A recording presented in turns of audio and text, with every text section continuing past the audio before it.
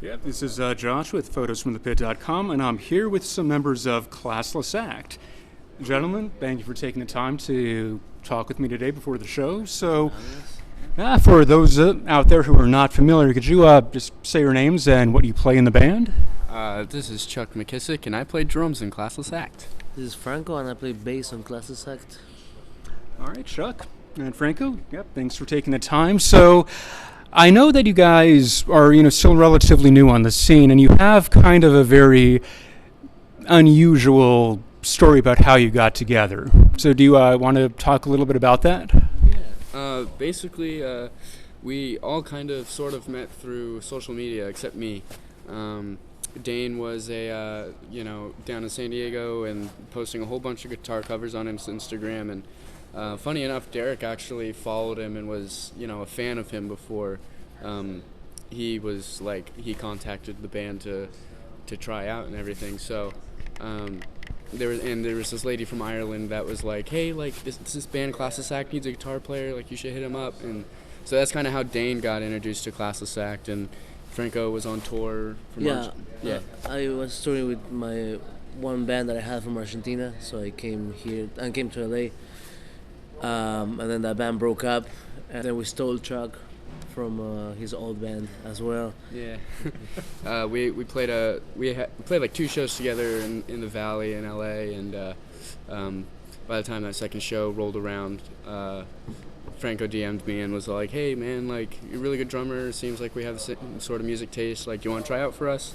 I was like, "Yeah, sure, why not?" And so he sent me 12 other songs, and I learned them in however long I had, and went out to their rehearsal spot, and the rest is history. Yeah, I mean, it was mostly social media for sure, but it definitely took a couple of years to get the right people, because they were all the past members, but it took a minute to get the quote unquote perfect lineup. So that was around 2019 when the perfect lineup, as you say, came about. 20. Yeah, probably. 20. I would say with Griffin. It got complete with Griffin. That's why. So we've been playing with him for 2 years now, maybe. So maybe, yeah. Yeah, all of us we've been playing music for at least 10 years, but this band kind of got the how you say it? Chemistry. Yeah, we found the right members 2 years ago, pretty much. You could say that. So that would have put you, right around the start of the pandemic. What kind of challenges did that present to you, as a band, just doing shows or even rehearsing with all of the restrictions? Right. Do you want to go for it? Yeah, sure. We had this album, right? We were recording it. We got to record half of it, and then we're gonna record the other half a couple of months after that. That was Bob Rock, by the way. And we finished the first half, and the pandemic happens, right? So then Bob couldn't finish the album because he was stuck in Hawaii. Right? He couldn't fly over here. We didn't want to do it remotely either because that's kind of hard and weird. So in the meantime, while we were seeing what could we do, we kind of rewrite the whole album, with a bunch of different songs. And those 6 songs that we did with Bob, we still have. We got 3, I think, that are included in the album, and then we wrote 10 more. So it did stop everything from happening, meaning as a stadium tour and stuff like that. But it was also a little bit of a blessing because we got to found out who we really were, on that time, and rewrite a bunch of songs and come up with very different ideas, and that's what you get to hear now. Yeah, and it is a fantastic album. I was, listening to the acoustic one that you guys just put out on driving down here. So, so you've had a lot of heavy hitters in your music videos, and you had, Justin Hawkins from The Darkness and Vince Neil. How did that come about?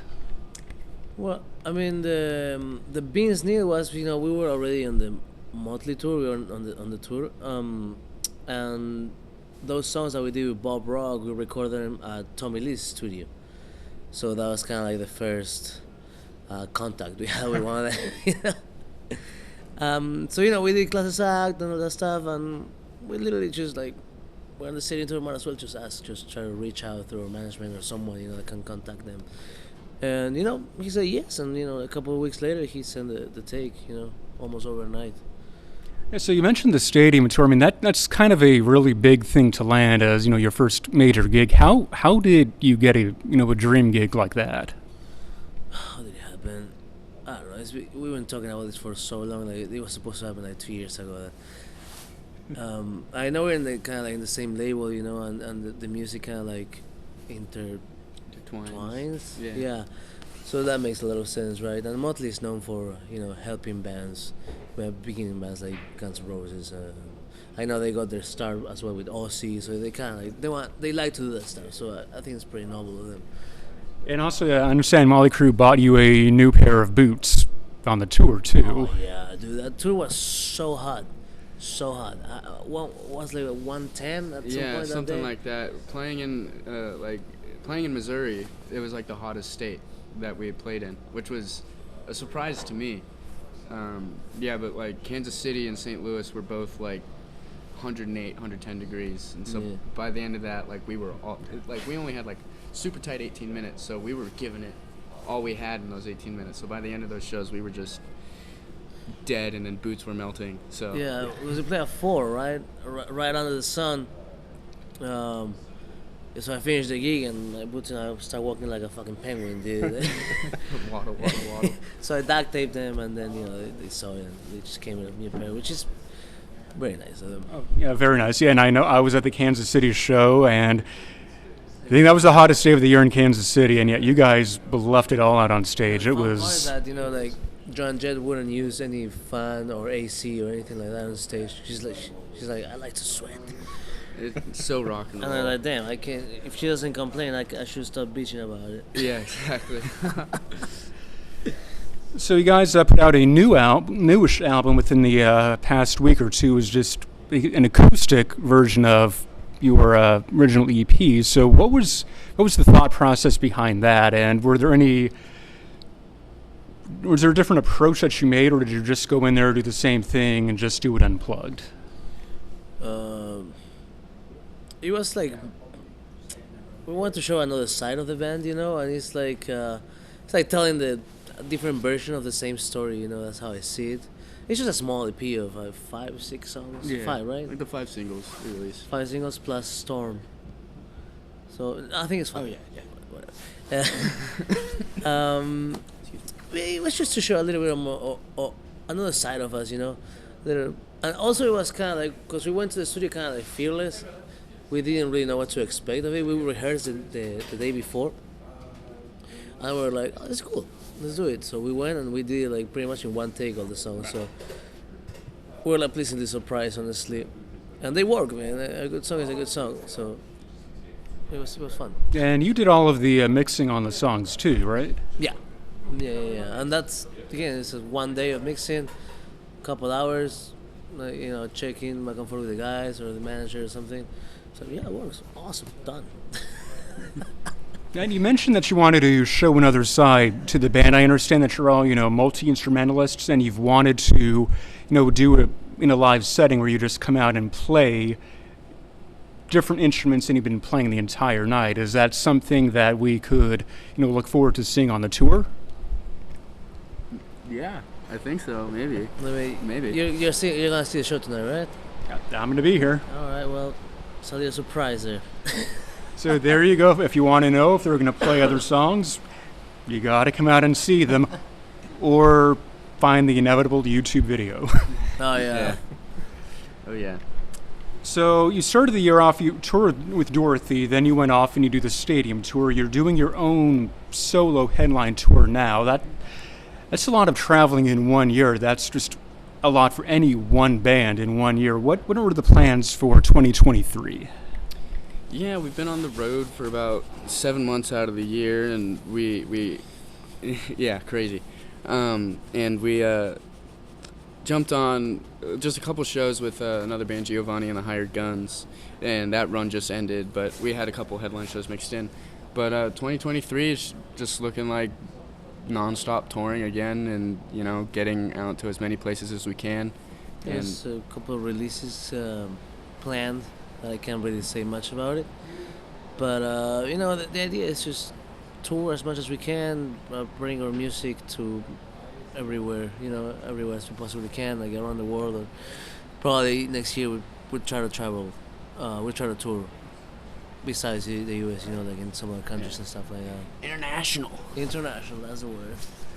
So what kind of exposure or growth have you seen in the fan base since the stadium tour? Because that's a very different crowd going to see Motley Crue and Def Leppard than might be going to some of the smaller clubs to see you or, Dorothy. What have you noticed any change or growth in the audience on those solo dates as a result of that? Yeah, for sure. Definitely. In some cities more than others, but I think that's perfectly natural and normal. Yeah. But it really helped. It was a good exposure, obviously. So people just come to the shows with the shirt already, and that's amazing. We have more merch now, so that's cool, and it's cheaper here as well. But you can see the numbers going up, like even in Spotify or Instagram and stuff like that, Yeah. So there you go. Go to Spotify, stream the music, follow them on Instagram, come to the show, buy the merch. Yes. Exactly. Couldn't say Follow any us on better. Spotify as well. That would be nice. Okay, so I think that we're probably running out of time. I know you guys probably have to do your prep for the show. So is there anything else you want to leave us with for now? I would say just just stay tuned because next year is gonna be quite interesting. Actually, I can't say anything yet, but I don't know if you know anything. But yeah, just stay tuned. And happy holidays. Happy holidays, happy Hanukkah, y feliz Navidad. Yes. Happy Hanukkah, Feliz Navidad, Merry Christmas. Happy Kwanzaa. Kwanzaa, no, All of them. All of them. Festivus. Yes. All of them. All right, Chuck, Franco, thank you again for your time, and good luck on the rest of the tour. Thank you, man. Appreciate you, you, man. Josh.